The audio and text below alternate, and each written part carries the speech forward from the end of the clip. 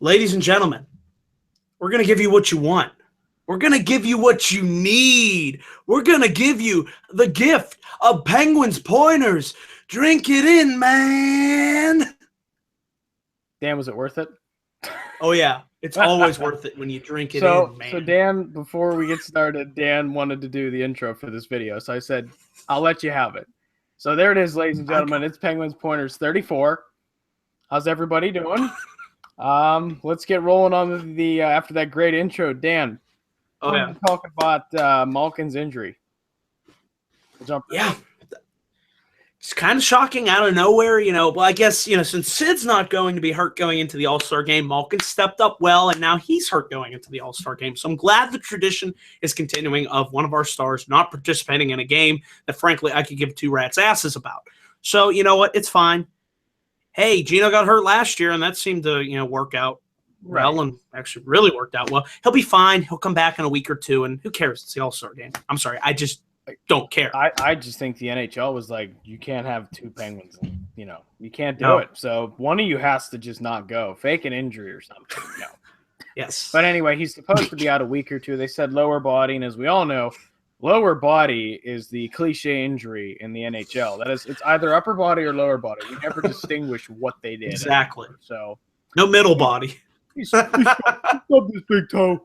He can't play. Oh, God. So Malkin will be out for a week or two. I'm not really concerned about it. He's been playing well this year, and I'll take a week or two injury, give him some time to rest up. It doesn't sound like it's anything major. And it's right at the All-Star break. So he's not going to miss too much action in terms of the schedule. Speaking of players that are doing really well, how about Connor Sheary, Dan? Boy wonder, as I call him. Before the shutout loss that you were at, which we're going to talk about in a second, their last game, he had 6 goals in 4 games. How about him? What do you think? The speed, the agility, just the jump in his game. He's got something to prove each and every night that he goes out there and steps on that ice.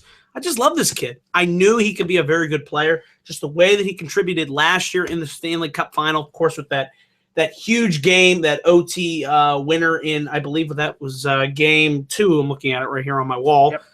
Boy, you knew he had the potential to be that good, and I'm not surprised, Like, he's just made an impact ever since he's been called up here. He's just been on a streak. I just love his speed is what just makes him so great.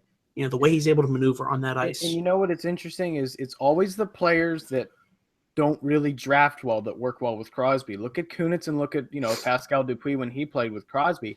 It's almost like these players that are undrafted or drafted low in the rounds seem to do a lot better with Crosby. And it's like they learn so well. And I'm seeing that with Connor Sheary again.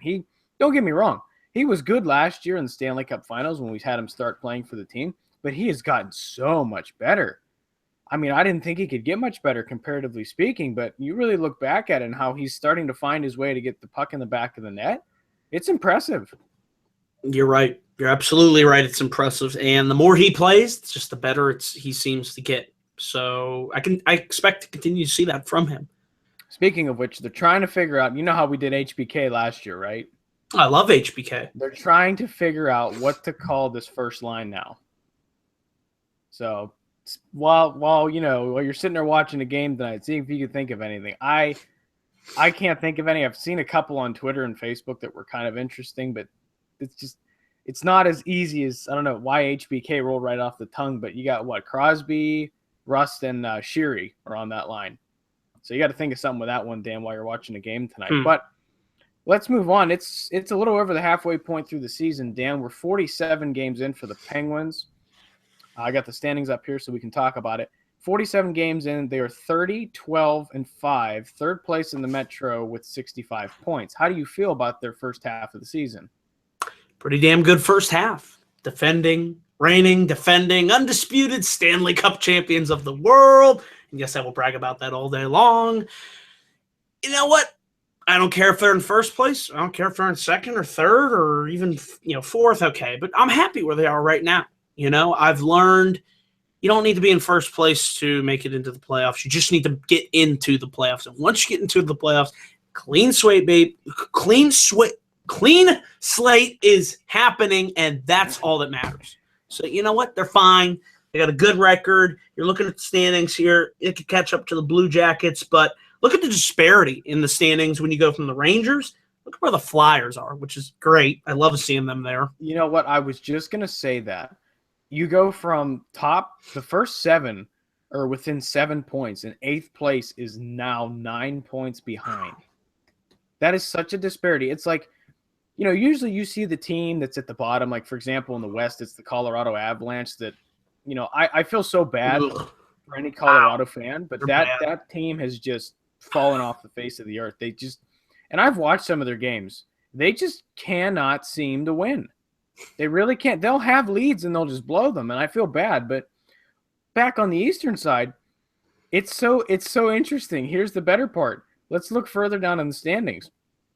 The Bruins in 9th place with 54 points, so they're technically tied with the Flyers, but the Flyers hold a tiebreaker. Speaking of which, we're playing them. Panthers in 10th with 50. Wow. Everybody else in the East has 49 points. Look at the Lightning. Wow. Who would have thought? They all have 49 points. And it's to say it's almost like you have, 7 teams that end up out because there's 16 in the East, right? Yeah, 16 and 14. So there's 8 that are out. Of those 8, they're within 5 points of the playoffs. Nobody's out. Even the Red Wings at 20-20-9 with 49 points could technically steal a wild card spot. It's a tight race. It's ridiculous. Everybody's talking about, the Columbus Blue Jackets, the Pittsburgh Penguins, the Capitals. They're just on these tears, and they're just taking teams out every night. And then you look down there, it is a very tight Eastern Conference this year. Usually you start to see teams like the Sabres and the Devils start to work their way to the bottom and sift their way out. But they're hanging right around, and it's going to be very interesting, especially over these next 10, 15 games. If it stays like this, Dan, it's going to be a very interesting playoff series once we get down to crunch time in March.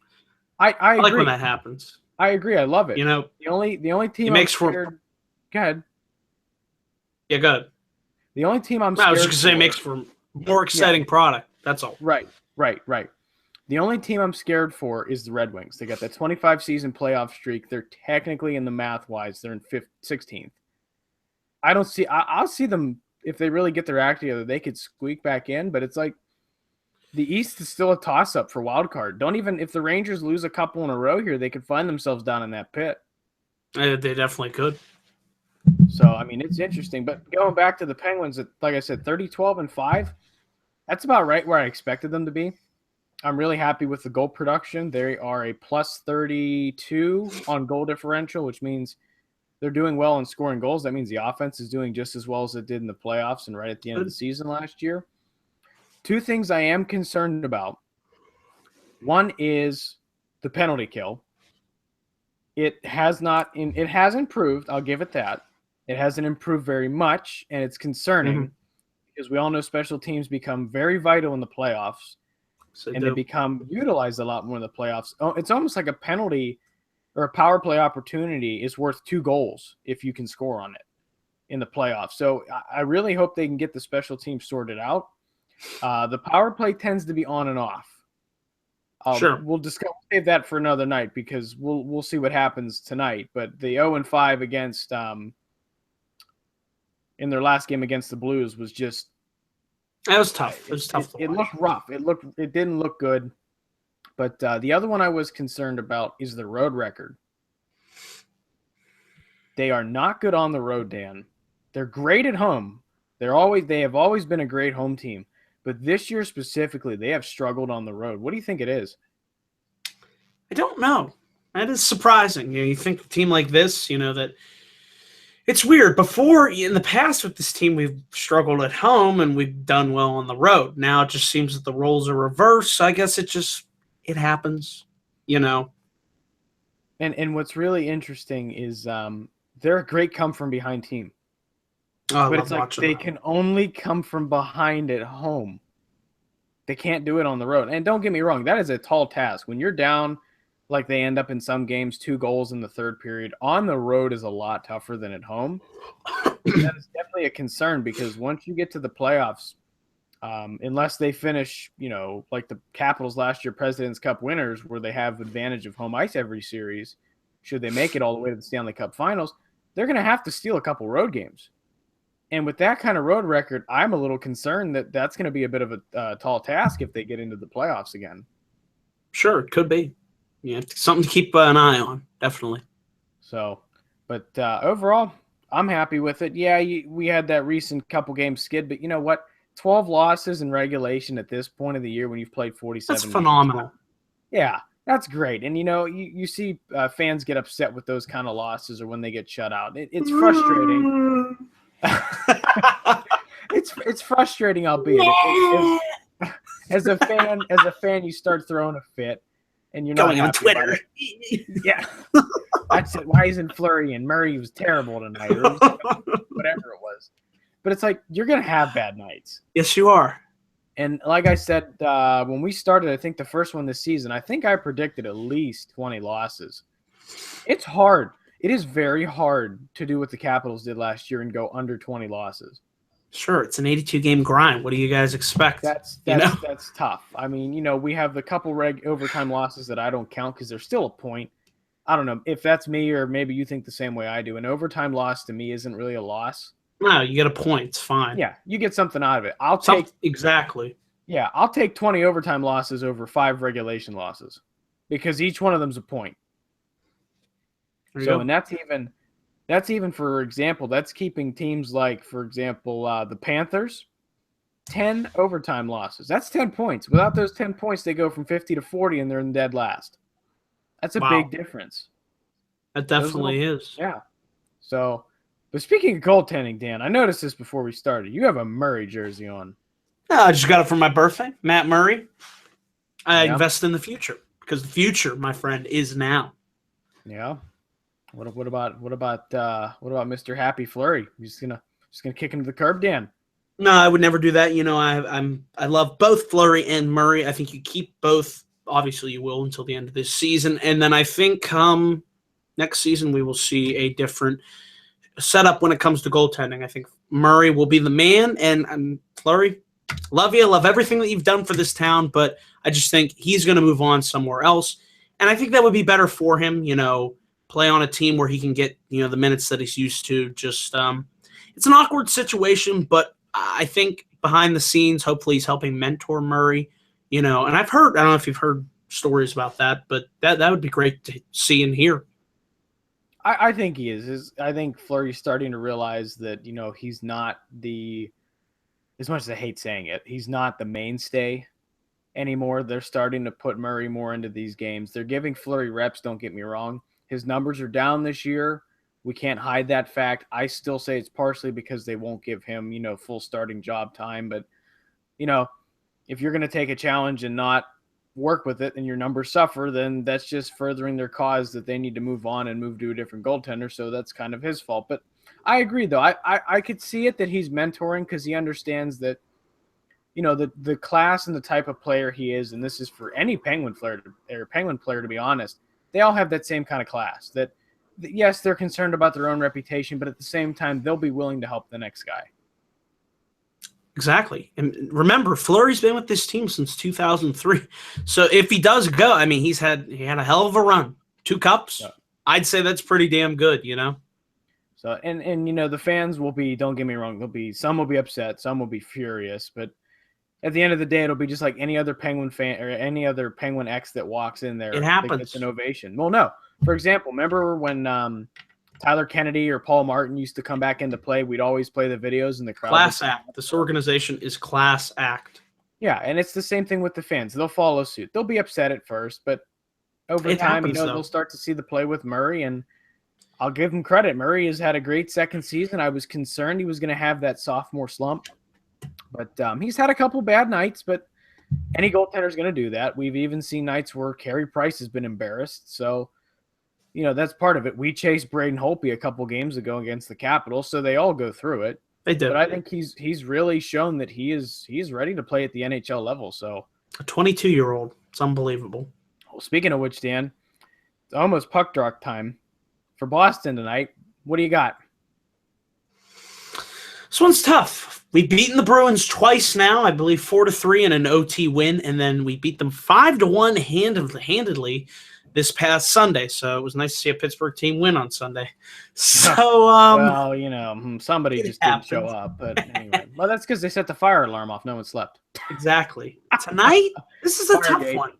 I don't know what to predict. I don't know. I don't know what to. I kind of like that. Hopefully the Pens can get a win, but don't be surprised if Boston is hungry for revenge after getting crushed. They're certainly a capable team. I don't really know, so I'm sorry on this one. I just can't make up my mind.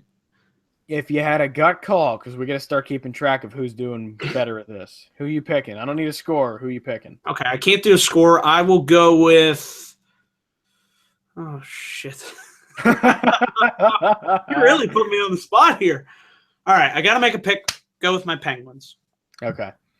On my end, as much as I hated the fact that we got shut out in the last game against St. Louis, and it's the All-Star break, and every team wants to go out on a win at the All-Star break, I think the Bruins are hot for revenge after that 5-1 embarrassment that they had to suffer through in Pittsburgh last week.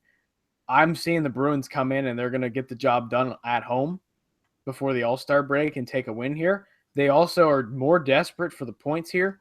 They have 2 games more than some teams in that bottom pack, and they have 4 more than some other teams. So they've played more games than some of the teams in the East, which means they have less games to get points, and they're still sitting in that same pack. So I'm thinking they're hungry for 2 points, Dan. I think they're going to get the win tonight. I think the Penguins will get back on track with some things that they weren't doing well against St. Louis. But with Malkin out of the lineup, I think he won't be in the lineup tonight, I'm assuming, since he's not in the All-Star game anymore. But with him out of the lineup, I see a couple changes happening. It's going to shake things up just enough that the Bruins are going to get the upper hand. So I see a loss tonight, as much as I hate saying that. But I see a loss going in. And then after that, it'll be All-Star break time, Dan. You looking forward to it, or you can't even bother watching it? You know what event I'm watching this week? I'll watch the skills, but I got the Royal Rumble All-Star game. Royal Rumble All-Star game. I'm sorry. Is it even a comparison? Ain't gonna happen, man. It ain't happening. Oh my goodness! I'll watch it just for the heck of it. I was really looking forward to seeing Malkin, because he always ends up being a goofball. Yeah, he does. We'll see what Ovechkin ends up doing, because Ovechkin's always a treat. He, as much as I don't like Ovechkin in the Capitals, you got to give him respect for 2 things. One, he is a pretty interesting guy. He's pretty funny sometimes when he wants to be. And 2, he is a very good player. I won't deny that. Absolutely. If I could have him on the Penguins, I'd have him, but absolutely. But I think that's going to be it for us, Dan. The puck should be dropping rather shortly here, because I think they have a 7 o'clock start. So we'll wrap it up here so we can go watch the game, and so you guys can go watch the game, and so that we'll catch you after the All-Star break.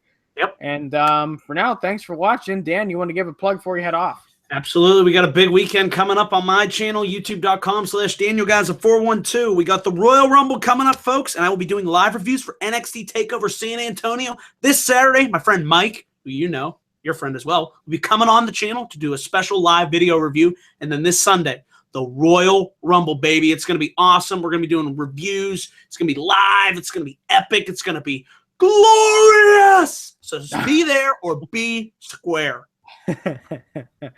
Alrighty, guys. Thanks for tuning in. We'll catch you guys next time. Go enjoy the game, and let's go Penguins. Let's go Pens! Woo!